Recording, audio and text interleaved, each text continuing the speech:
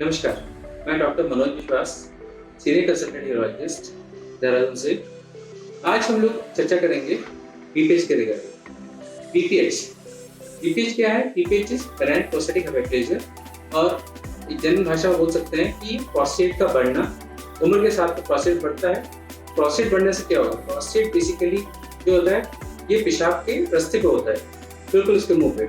जैसे बढ़ेगा ये पेशाब का रास्ता, मूत्राशय का जो रास्ता है उसको ब्लॉक करता है और उसको बंद होने से फिर पेशाब में तकलीफें चालू हो जाती है। ये अब कैसे पता करें कि बीपीएच है? अब बीपीएच के लक्षण के बारे में बात करते हैं तो उसमें सबसे ज्यादा तकलीफ होती है कि बार बार पेशाब आना। हर घड़ी में, हर आधे घंटे में जो मरीज है, पुरुष है, वो पेशाब के लिए जाने के लिए इच्छुक रहते हैं, फिर पेशाब तुरंत लग जाता है।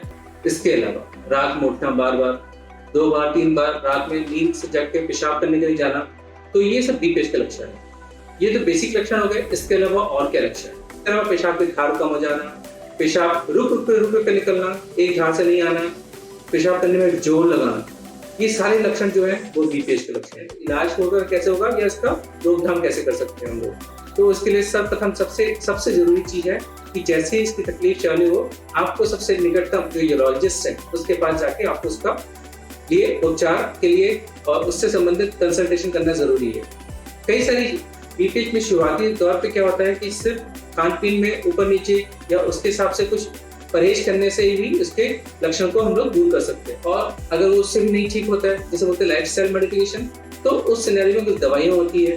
पहले दवाइयों का ट्रीटमेंट होगा, दवाइयों के बाद में फिर वो ऑपरेशन का नंबर सबसे लास्ट में आता है। तो समय रहते हैं अगर आप यूरोलॉजिस्ट के पास जाते हैं तो उसका उपचार संभव है।